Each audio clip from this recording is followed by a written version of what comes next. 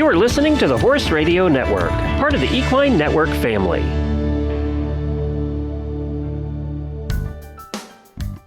Hello, I'm Stephanie Ruff.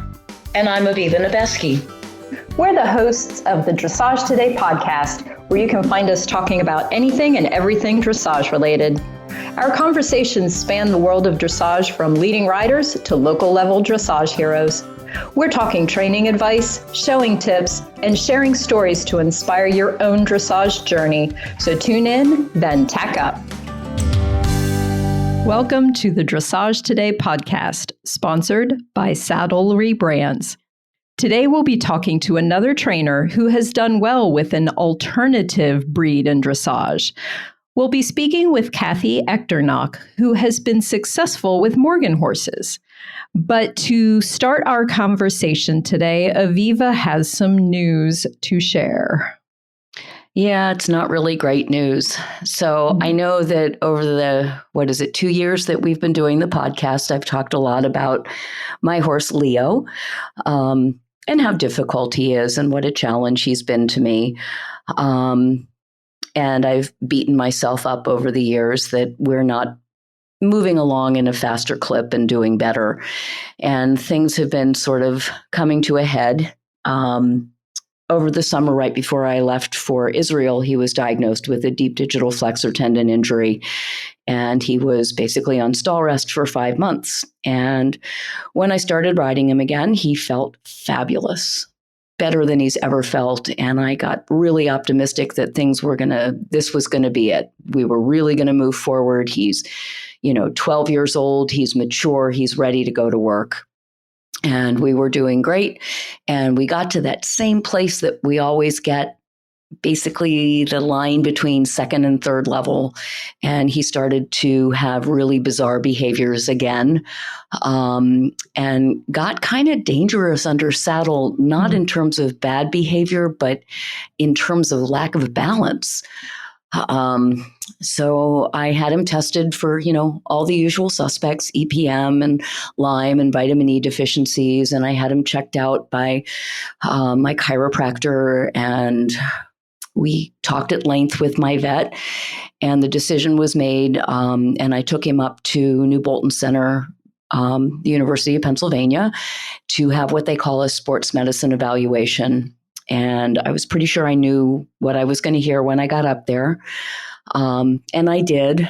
And his diagnosis is that he has equine degenerative myeloencephalopathy. And I don't know if our listeners are familiar with it. The word degenerative kind of tells you everything you need to know, right? Yeah. It is a neurological condition, and it's basically, I don't know how else to describe it. For me, the best understanding of it is it's sort of similar to multiple sclerosis in people. It seems to be something that's around the brainstem, and they're not really sure what causes it. There seems to be a correlation with a vitamin E deficiency at some point in the horse's life. They think most likely in utero or very early as a foal. Wow. And eventually what happens is that the horses become very ataxic and unbalanced, and some of them become extraordinarily dangerous. And they'll just sort of snap and attack their people. They can become very spooky. There's a whole myriad of symptoms. But when I unloaded Leo off the trailer, I had a whole team of vets and vet techs and vet students, and they were lovely and wonderful. And there was internal medicine, and there was orthopedic sports medicine, and there was Dr. Amy Johnson, who is the world's leading expert on this disease. And literally, they walked him away and walked him back. And the sports medicine doc said, well, he's 2.5 neurologic, and he's lame in his right hind.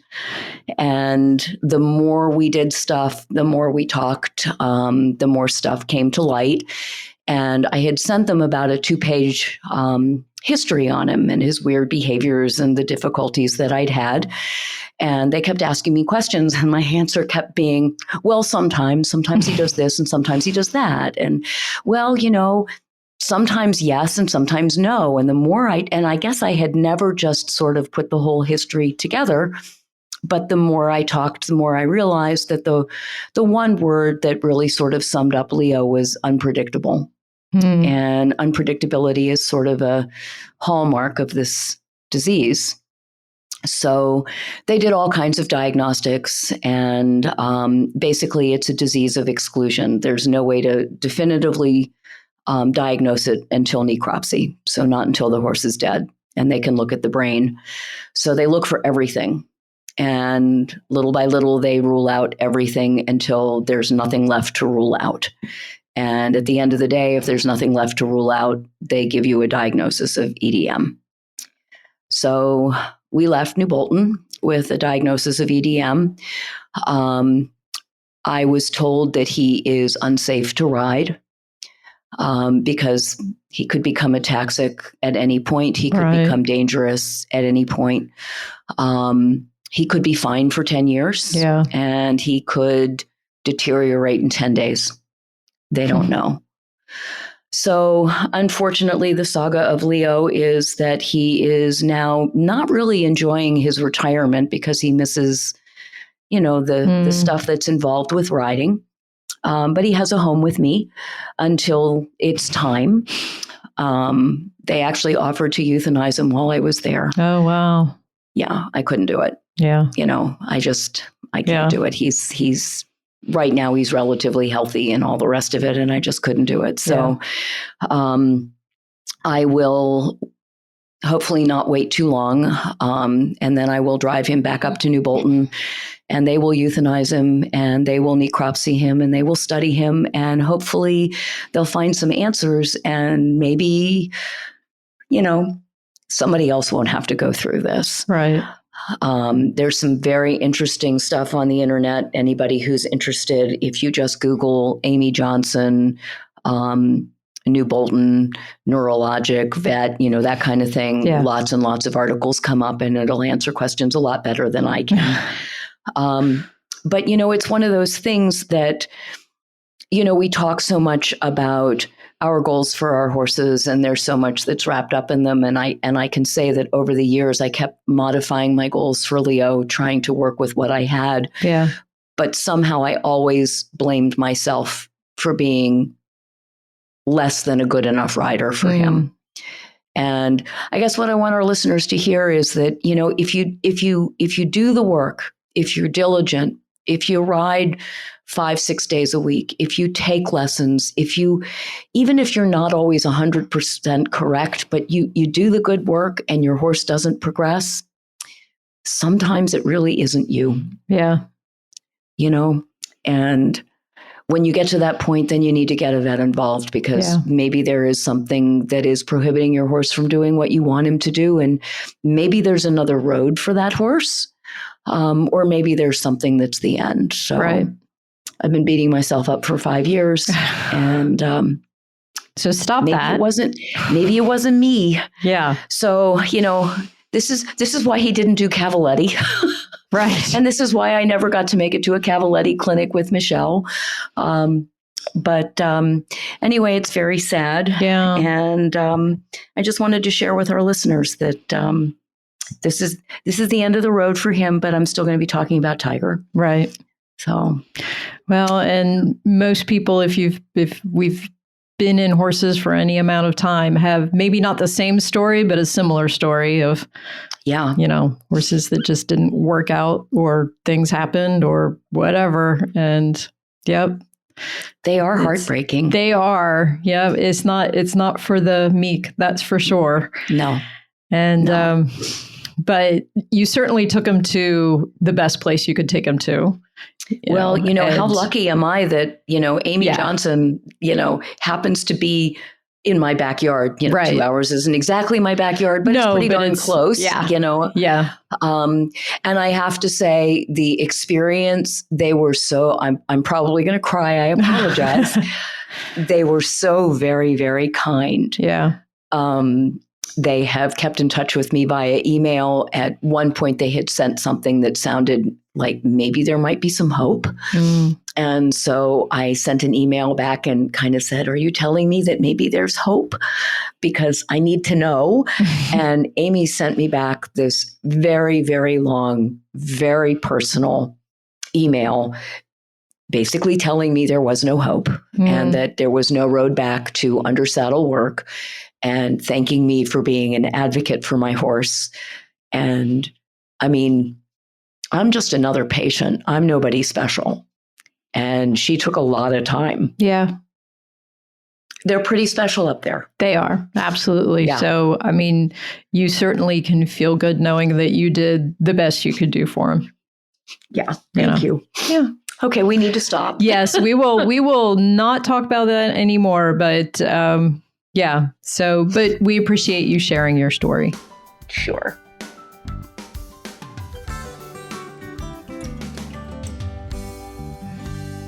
Today's question is not really a question, but That's we my have kind of question. we have gotten this sort of question from several people. We've had a number of people ask us about the skills needed to be a scribe at a show. They want to try it. They've never done it before. They're scared, but they're intimidated. Yes, because it's a scary. So of all the the show positions, that one's a little bit more intimidating than some of the others. So they were just asking if you had any advice you could share. Absolutely. You know, PVDA, which is the Potomac Valley Dressage Association, say that 3 times fast. This is what happens when you cry. Just did a wonderful seminar on scribing, and I believe it is on the PVDA website. So, you know, people who are interested, pvda.org, take a quick look. It was fabulous, and it talked a lot about the different kinds of scribing. So I get why scribing is intimidating, because number one, judges are intimidating and you're sitting next to a judge. Number two, there's a whole lot of potentially writing involved and you're afraid. But it really is, I think it's the most fun job. Yeah. Because you don't get to see very much, but you get to hear a lot, and you get to hear the biases of your judge, and you get to hear sort of as they go up the levels, what it is that they, you know, how their focus changes and what their comments are. For those shows that are still using handwritten sheets, it's important to have legible handwriting. Yeah. It's important to remember that sometimes it's cold. And if you have arthritis, and I'm not being funny, if you have arthritis and it's cold, don't be a scribe. Yeah. Because you're not going to survive. You're going to be in so much pain by the end of the day because it's cold, and the cold exacerbates it. Sure. Most judges will work with you and explain to you how they judge and how you can best follow them.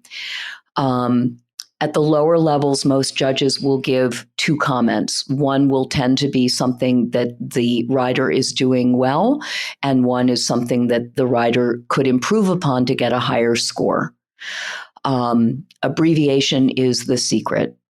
So if your judge says, you know, something about a circle, you make an O. If they say up, you make an up arrow. If they talk about a corner, you make an L. And transition is trans. And I've even had some judges who are wonderful who will abbreviate their comments as they talk to you. So they'll say, you know, up trans needs FWD, or something like that, right. So that you have your abbreviations right there. There is an approved abbreviation list, and I believe that's online through USDF as well.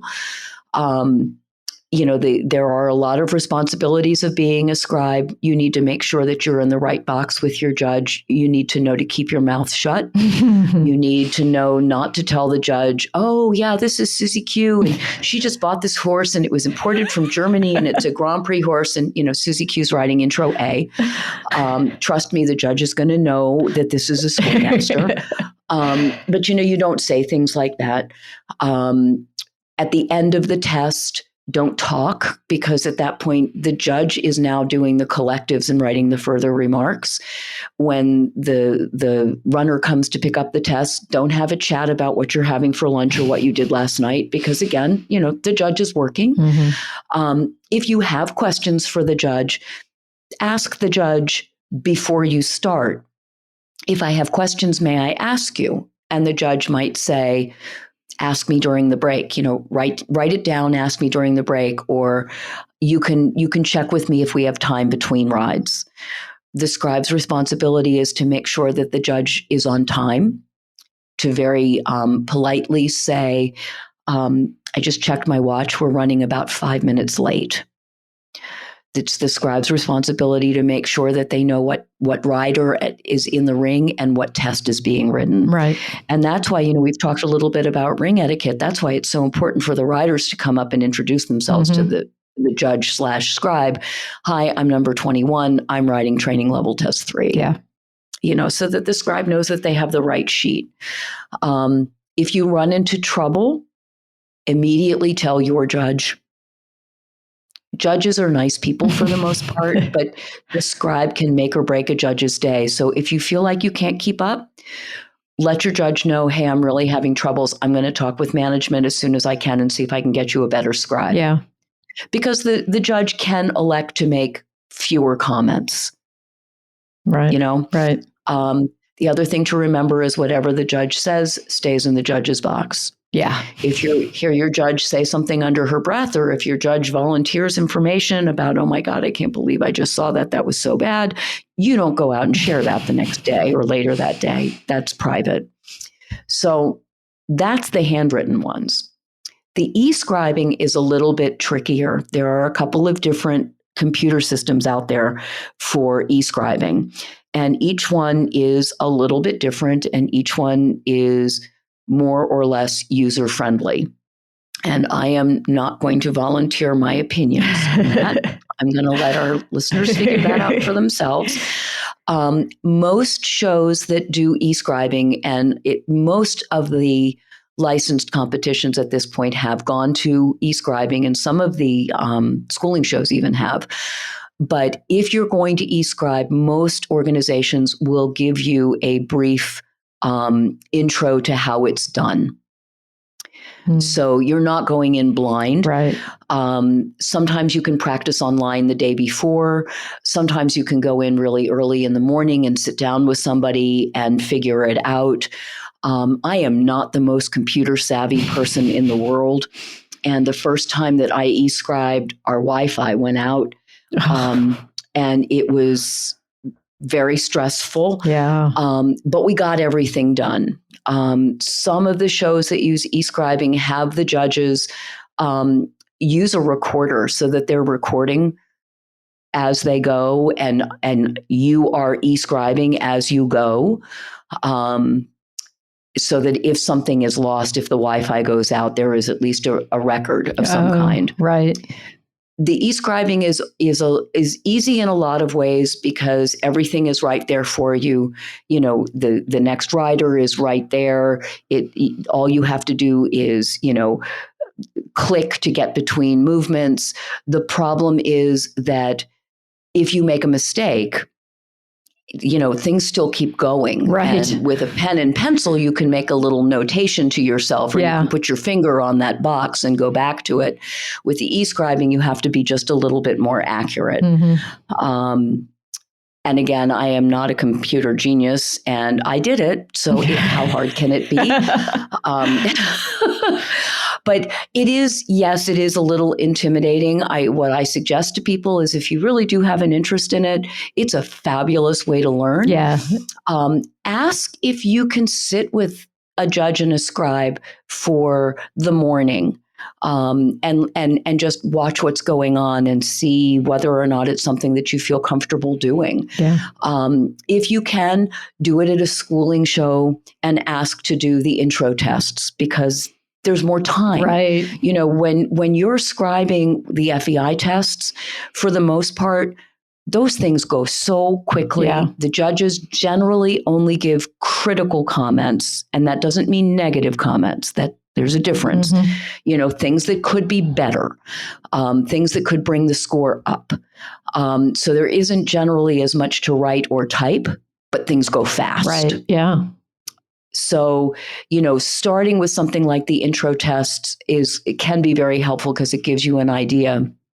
The other thing that I've found is that most judges sort of get into a rhythm. And as a scribe, you get used to the judge's rhythm. Right. You can tell by the comments that they make what the score is going to be, which is wonderful, right? Because that's the way it's supposed to be. If the judge says, wonderful transition, you don't expect to give a 5. Right. Yeah. But if you hear breaks and canter, you don't expect to hear an 8 either. So I think it's a wonderful thing to do. It is a kind of scary thing to do. All judges are required to do scribing hours as part of their education process. So as a writer who has any interest in competing, I think there is almost nothing you can do better than scribing because you will learn so much. Right. The view from sea is very, very different than the view from outside the ring. Yeah. So, even though you don't get to see much because most of the time you're looking down and writing and making sure that you're in the right box, you have to glance up and see what movement is going on so that you know that you're in the right place in the test with the judge. You start to see the things that the judge sees, and you start to see that the things that you thought weren't necessarily a big deal are a big deal. And you start to see the things that you didn't think the judge could see. Oh, yes. Right. So the very, very long answer is, yeah, it's scary, but you should do it if you can. Right. And absolutely, it's a wonderful experience. It is. I haven't done it for a while, but I always enjoyed doing it. So, yes, those are wise words once again. The wise Aviva strikes again. And if you would like to hear Aviva's wise words about something else, please feel free to email us or reach out to us on social media. And when we come back, we will have our conversation with Cathy Echternach. Have you heard about Bates Saddle's exciting new dressage saddle, the Bates Isabel Icon? Combining over 35 years of competition experience and 90 years of saddle innovation, the Bates Isabel Icon stands alone in high-performance dressage as truly state-of-the-art. Your journey begins here. Watch the personal video with Isabel Wirth at batessaddles.com. Cathy Echternach has been a professional trainer and rider for more than 30 years. She's earned her USDF Bronze, Silver, and Gold medals and her Gold Bar, and won USDF year-end awards through Grand Prix. Introduced to dressage by Nancy Tomlinson and Elizabeth Madlener, Cathy's primary influences included Pam Goodrich, Conrad Schumacher, Bill Warren, and the late Uwe Steiner. She has teamed with Beth Brooke to operate Echternach Dressage at Broad Run Farm in Poolesville, Maryland. So thank you, Cathy, for joining us today on the Dressage Today podcast. Well, thank you for choosing to talk to me. I feel very honored. Well, one of the reasons we wanted to talk with you is because you have had so much success in dressage with Morgan horses. So we wanted to learn a little bit more about that. But to start, how did you get involved with that breed? Well, many, many years ago when I first moved to Maryland, and I was had just left working under the umbrella of Maryland Horse Center. I went out to teach at Schoolie Mill Park for this girl, and she had a very lovely Morgan horse. And he had a couple of training and soundness issues, and she ended up giving him to me because she was going back to college. And he was a wonderful horse, not ever famous. He did very well locally, like PVDA schooling shows. His name was Drifter. And I showed him through 4th level. And then I used him as a schoolmaster. And he, like Elizabeth Brooke, who is my co-trainer. She did her first dressage show on Drifter. Many people rode him in my barn.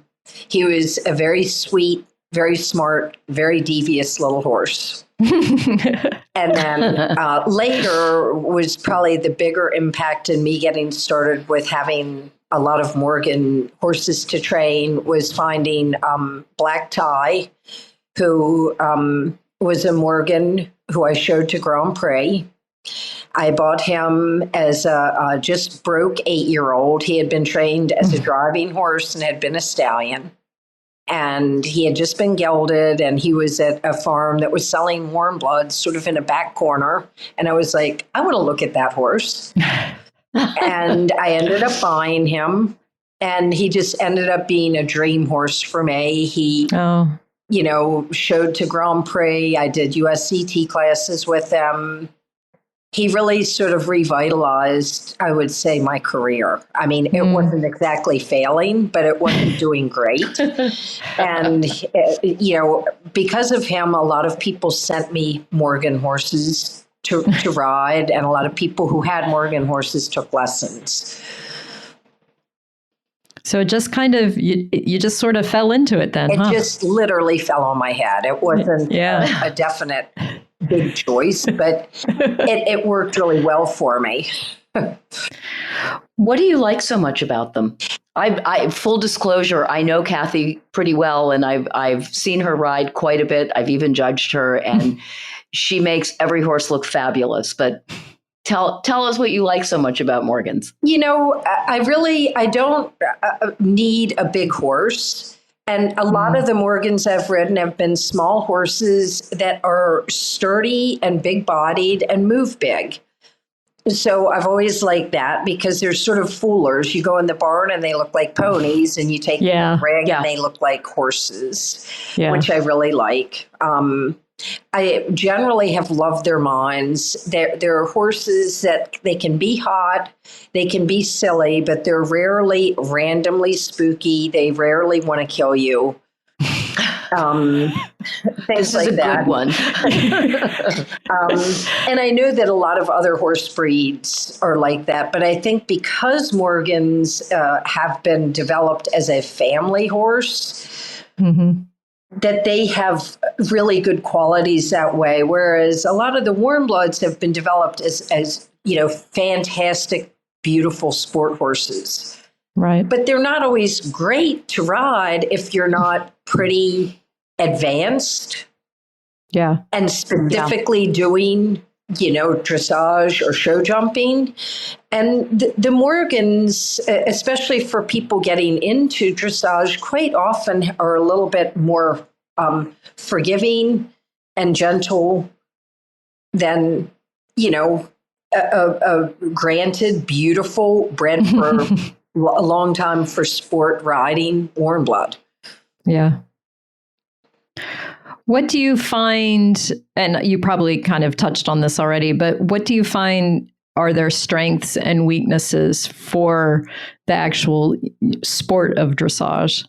Well, I think, to be honest, if somebody said to me, I want to be a super serious, nationally recognized dressage rider, I wouldn't say go buy a Morgan. Yeah. I'd say go buy a warm blood. But if somebody said to me, I really want a super nice horse that I can learn on, that I can train myself with your help, that I can ride, I'd say, let's try to find a nice Morgan. Yeah. You've had a lot of very nice Morgans that have been very successful. Yes, I've been very lucky that way. I've found recently it's a little harder to find them.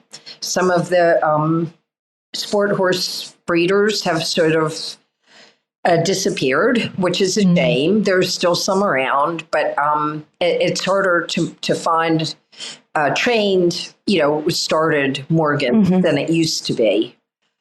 But do you think that the breed has changed, or do you think that breeders are breeding them for different sport? I think that there's always been a strong number of people breeding them for the quote unquote show ring, which is more the saddle seat horses or driving.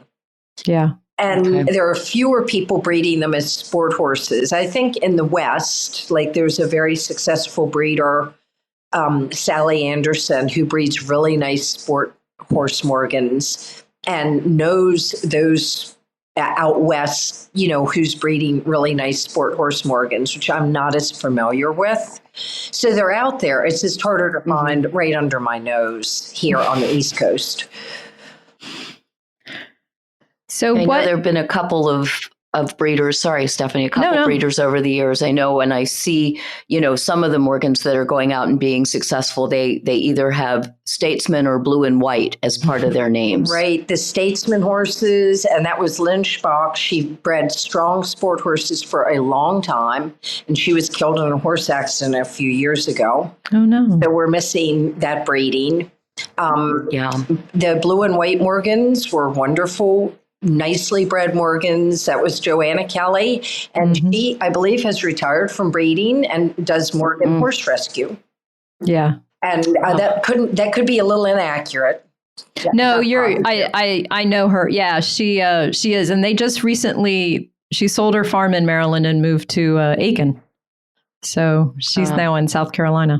And the Whippoorwill Morgans, which Black Tie was a Whippoorwill Morgan, and my other Grand Prix horse I trained, Whippoorwill Dorado, that breeder has also passed away. And I know that people are carrying on that breeding. It's just not quite as local. Whippoorwill was Connecticut, but I think that most of the people who are supporting that breeding are more out west now.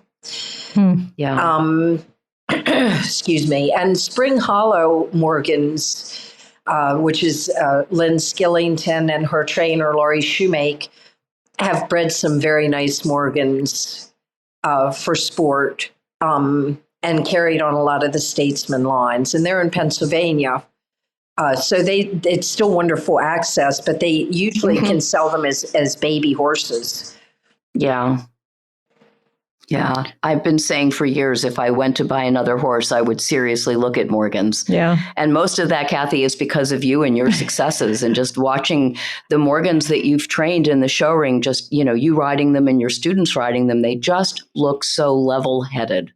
The ones that, like I said, I've been very lucky to have worked with some really, really nice horses. And also the Mythic Morgans, which is the horse I'm showing FEI now, is Katie Hubbell's horse, who she also is showing, Mythic Pamba. They've bred some very nice horses. I think that they mostly have been able to sell them very young.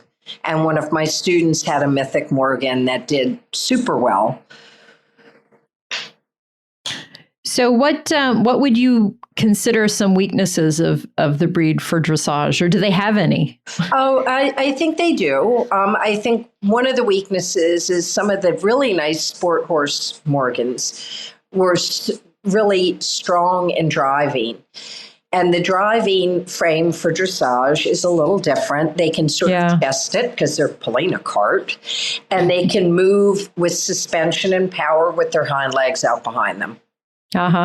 And also, they weren't bred for a super well-developed canter, even though some of them had canters that could be well-developed. So I think that's a little bit of a weakness. And the show Morgans, that were bred for saddle seat, are bred to be very up-headed, and you might find some of them. One of the horses that I showed was really highly bred for the show ring was magnetic top copy, and you just couldn't excite him enough. And he was very up-headed, but he had a beautiful neck. It was shaped correctly. So you have to sort of pick and choose. Yeah. And they're definitely out there, but it's not as deep of a pool as the warm blood pool. Right. Yeah. And I think, basically, you have to acknowledge that they do have a weakness in their canter gait, even some of the excellent ones. So it's just a matter of whether or not you can develop that canter to do all the movements they need. Black Tie had a horrible canter, but a wonderful brain, and I could influence him to do all the movements that were needed throughout the canter. And Whippoorwill Dorado, the same thing. He does not have a naturally good canter, but he was so darn smart, strong, and easy to influence. He was able to get trained up. Wow.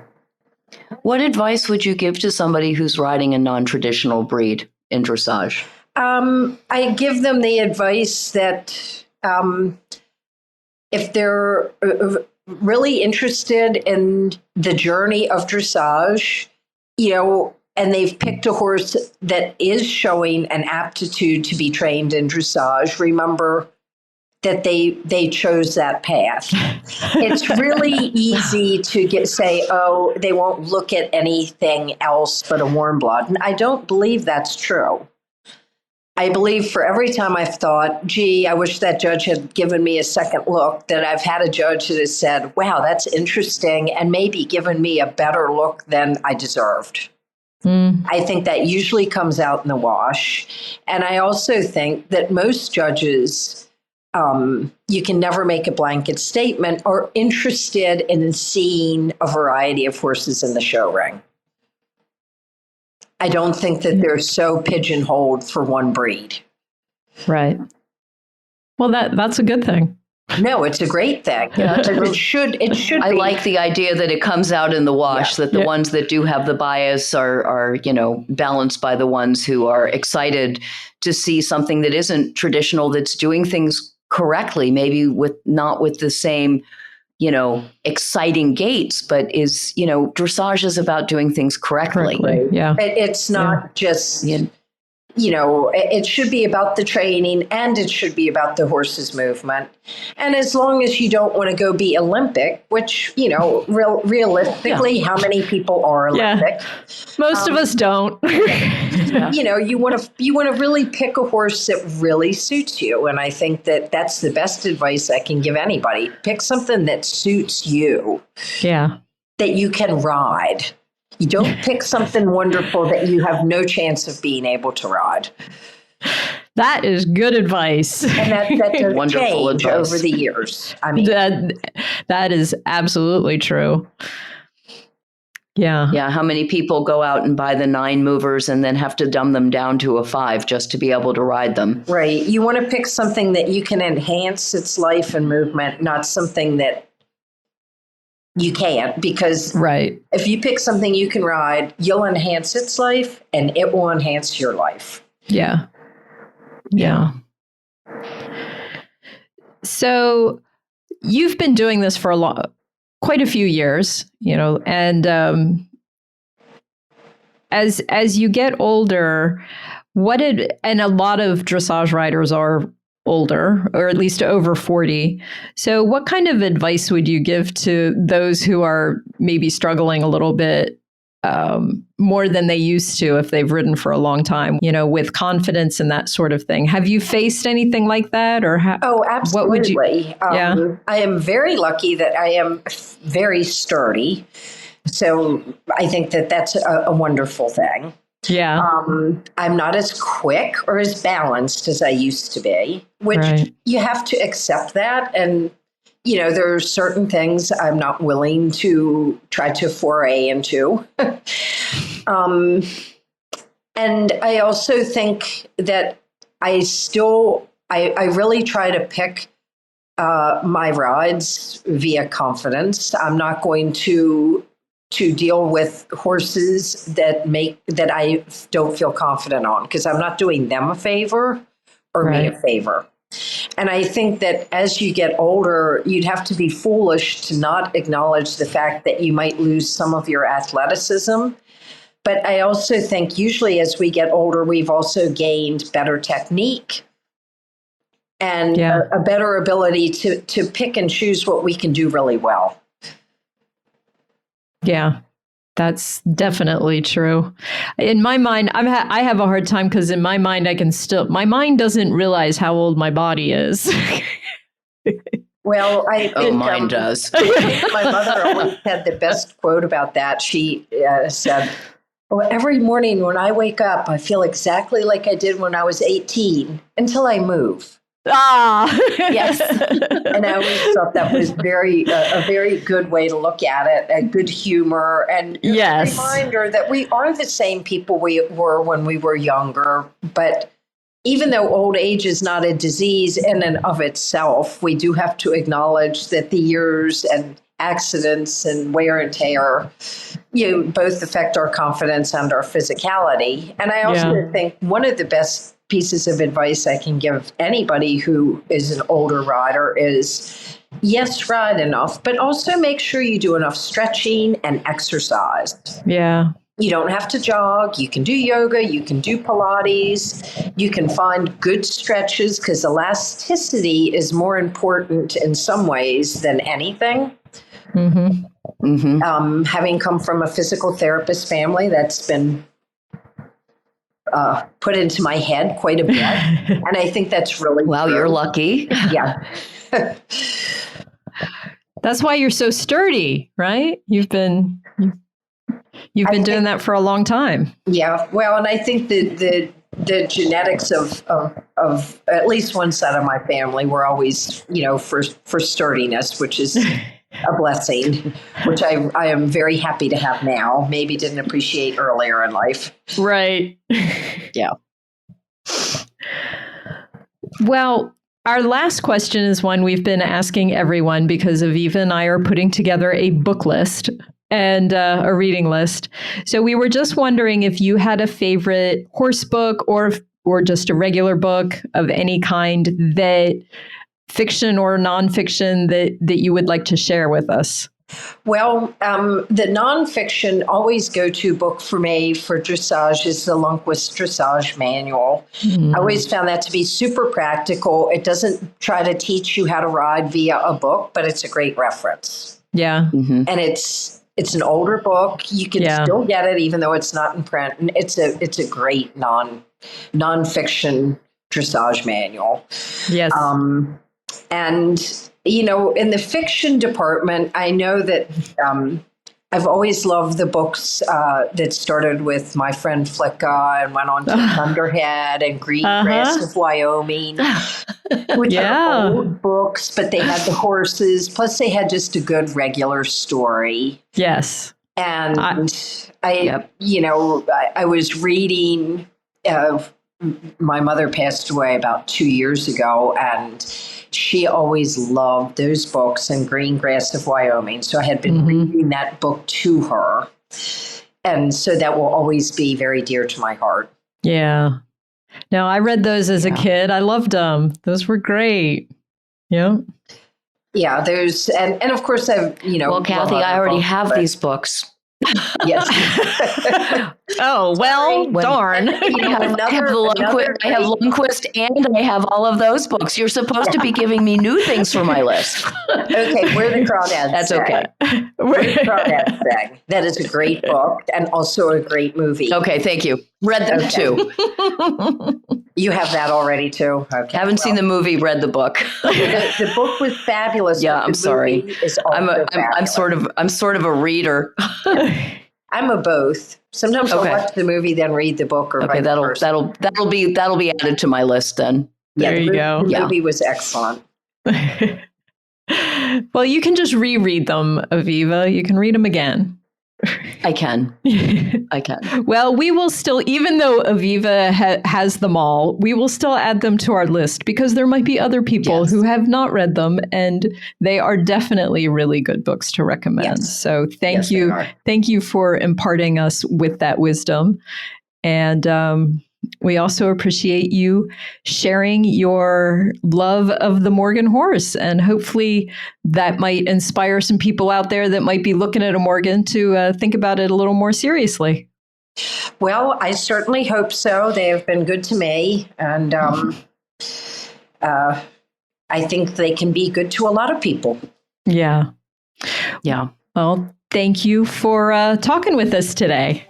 Okay, well, again, thank you all for choosing me. I really feel very honored, and it was really nice to talk with both of you. Thanks for listening to the Dressage Today podcast. If you've missed any episodes or to subscribe, Go to Apple Podcasts, SoundCloud, Stitcher, or wherever you get your podcasts. While you're there, please rate and review the show. Learn more and read in-depth training articles at dressagetoday.com, or you can visit our subscription video site, ondemand.dressagetoday.com. Be sure to give us a follow on Facebook, Instagram, Twitter, and Pinterest. Happy riding, and we'll see you at X. The Dressage Today podcast is a production of the Equine Podcast Network, an entity of Equine Network, LLC.